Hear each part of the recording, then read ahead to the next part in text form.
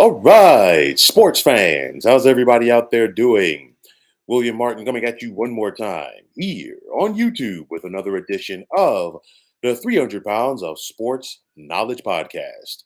The New York Knicks might currently have their legal issues with the Toronto Raptors, but that didn't stop these two Atlantic Division counterparts from getting some business done today. The Knicks are sending RJ Barrett, Emmanuel Quickly, and a second round pick in 2024 to Toronto for forward OG Ananobe, guard Malachi Flynn, and forward Precious Ochoa. So you look at it, and for one thing is for sure, and this is definitely going to be talked about. RJ Barrett is a native of Toronto, so he's going home. And I think he has the opportunity to be the new centerpiece of the Raptors. And I'll touch on that in a little bit. But, in my opinion, from the Knicks standpoint, the names might change on the coaching staff and in the front office, but the biggest problem for the Knicks continues to be, and this goes back decades, the Knicks give up on young guys too easily. We talked about the Knicks taking RJ Barrett third overall in the 2019 draft. And, over in a quick period of time, he has developed into a promising player for this organization, became a fan favorite, just got that rookie extension back in 2022. And about a year and a half later, you turn around and do this. Also, Emmanuel Quickly, he's been a solid player coming off the bench for New York, another fan favorite as well. And the Knicks are making this move. Now, don't get me wrong, the Knicks are getting some talent back. But in my opinion, if the Knicks were going to trade RJ Barrett, then when they had the opportunity to include him in that Donovan Mitchell trade, they should have gone for it. And the Knicks chose not to do that. Steve Peter, what's going on, Doctor? Happy New Year to you. All the best to you and your loved ones in the new year, first and foremost. You're saying RJ too rich for cheap Dolan. I'll tell you like this. It's the Knicks. And I'm not trying to sound like a hater. I'm not trying to rain on their parade. It's what the Knicks do. They give up on young players. They gave up on Obi Toppin. Honestly, when the Knicks drafted Obi Toppin, I felt like they never utilized this kid properly. And I think now it might not show right away in Indiana, but I think he has an opportunity to blossom into a solid NBA player. The Pacers organization has a long track record of developing young players into solid players in the NBA and in some cases stars. And he's got a veteran head coach who's seen the wars in Rick Carlisle. Now, getting back to RJ Barrett, I think he's going to fall into that same category as well. Uh, we've got we've got a Raptors team, a Raptors organization right now that is in a little bit of an influx. You have a new head coach in Darko Rajakovic, who, he's not attached at the hip with any of these guys. So there's a lot of interchangeable parts right now as far as guys who are going to be traded, going out of town and coming in. I mean, there's also talks that Toronto could be looking to trade Pascal Siakam as well. And I'll tell you like this, I do believe RJ Barrett will now have the opportunity to be a feature guy for Toronto. I think his numbers are going to go up because he's going to have the opportunity to get more of the looks. He was sharing the ball in New York a lot with Jalen Brunson and Julius Randle. Now he goes north of the border and he gets the opportunity to be the guy. For me, getting back to this trade and like what I said about, them should have they needed to include Barrett in the Donovan Mitchell deal. It's one of those where the Donovan Mitchell deal, in my opinion, was better for the Knicks than this. To me, I think this is a lateral trade. This does not improve the Knicks. And when I say it doesn't improve the Knicks, okay, this Knicks team, has shown, okay, we can get to the postseason. We can win a playoff series. That's fine and dandy. But you got to look at it like this with the East. You just lost to Miami last year in the second round of the playoffs, in spite of the fact that you were the higher seed. So if you still want to throw Miami into that mix as a championship contender coming out of the East, I'm not going to argue with you. They're the defending Eastern Conference champs. But you also have to factor in the Boston Celtics, the Philadelphia 76ers, and the Milwaukee Bucks. These are the teams that if you're the Knicks, you have to get past in order to take that next step in the East.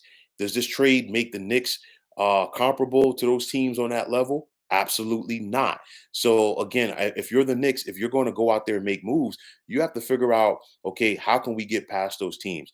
You're already down a big. Mitchell Robinson is out for the season. So again, I really, don't. I'm not really grasping the concept of this one on this one. Steve Peter, you're saying shift that RJ money to sign free agent Donovan Mitchell.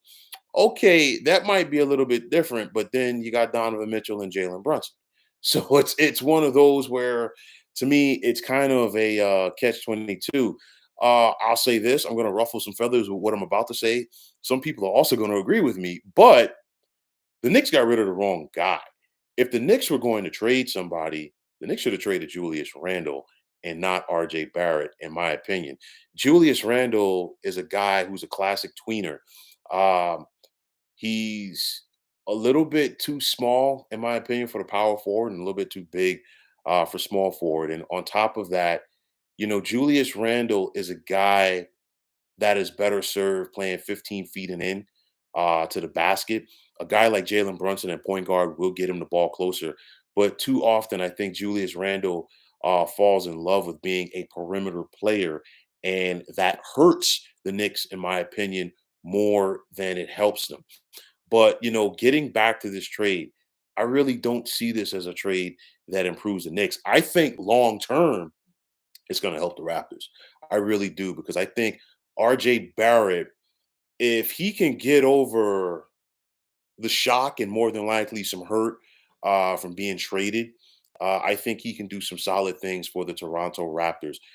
You hear pro athletes talk about the first trade of your career is always the toughest, but at the end of the day, there's another team out there that has seen you and wanted you. The Knicks trading him in the division within the division is kind of shocking because now you're going to see this guy 4 times a year, and I think RJ Barrett is probably going to play with a chip on his shoulder, and I think that definitely is going to work in the favor of the Toronto Raptors. But again, from the Knicks standpoint, I simply don't get the move. It's a lateral move. You don't get better by this deal, in my opinion. Don't get me wrong. OG Anunoby is a solid player. Precious Achua is a solid player, as is Malachi Flynn. But it's one of those, it doesn't make the Knicks better. You look at the Knicks right now, standings wise in the East, they're seventh, they're 17 and 14. Maybe the Knicks can get up to that sixth spot and avoid getting to the play-in tournament. We got to wait and see. But at the end of the day, it doesn't propel New York to being one of those top four or possibly top three teams in the league. You're asking me, did Tibbs want this? I'm not sure. But at the end of the day, Tom Thibodeau ain't the right guy for the players that the Knicks have on that team. And that's always been a problem. That was a problem for Thibodeau when he was with the Minnesota Timberwolves. The way that the Chicago Bulls were constructed about 15 years ago, that was a perfect Tibbs team. This is not. And Thibs is a guy, he really doesn't adjust and adapt with the time. So I'm really going to be interested to see how this dynamic works. You're saying who should they bring in as a coach? I'm not sure. I'm really not sure. The Knicks, as an organization, for a very long time, the Knicks really, it's like when I look at the Knicks, they're kind of like, a business without a business plan. And anybody who's been in business for themselves knows you got to have that business plan. You got to stick to that. That's got to be your bylaw. That's got to be your moniker. That's got to be your Bible, so to speak. The Knicks really don't have a plan, and they haven't had a plan for a very long time. That is why the Knicks continue to be the Knicks. It is what it is. I'm not trying to sound like a hater, but just look at it. Knicks fans, they've been frustrated over the years, and honestly, I think when it's all said and done, they're going to continue to be frustrated. Like I said, this is a lateral move right here. This doesn't make the Knicks better. I think they traded the wrong guy. I really do believe RJ Barrett has an opportunity to do some big things with the Raptors, especially if they're really serious about trading Pascal Siakam and depending on who they get back for Siakam. And I think that RJ Barrett has the opportunity to be the feature guy for the Raptors going forward. The kid, what's going on? Happy New Year to you. Second night in a row. I'm hearing from you. Thank you for the support first and foremost. You're saying, do you think it's an ownership problem? With the Knicks, I know some people are going to say, well, you know what? James Dolan owns both the Knicks and the Rangers, which he does. Okay, and the Rangers, in recent years, for a lot of people's money, have had more success uh, than the Knicks have. They've even got to the Stanley Cup final. I want to say it was 2014, 2015 ish, give or take. But nonetheless, it's just something about the Knicks. We've seen it uh, too often where the Knicks are onto something and they mess it up, and then they try to fix it, and then trying to fix it, they make things worse than they were before. Steve Peter, you're chiming in. You're saying Dolan out, Thibs out. Well, obviously, it's going to be easier to get Thibs out, quicker than Dolan. Dolan, Dolan's never given up the Knicks. It's one of those where it's I mean, what can you say? Knicks fans, you're stuck with James Dolan. It's one of those. It's one of those package deals, so to speak. You love your Knicks, but then you have to also deal with the fact that they're owned by James Dolan, and I think that will continue to be a problem for this team. So I'm looking at it like this. I think, again, not to sound like a broken record, I think the sky's the limit for this young man, RJ Barrett, with the Toronto Raptors. I think he's going to go there. He's going to play with a chip on his shoulder. Obviously, the city of Toronto is going to embrace him. You're talking about somebody who's from Toronto, who's from Canada, clearly, has played for the Canadian national basketball team.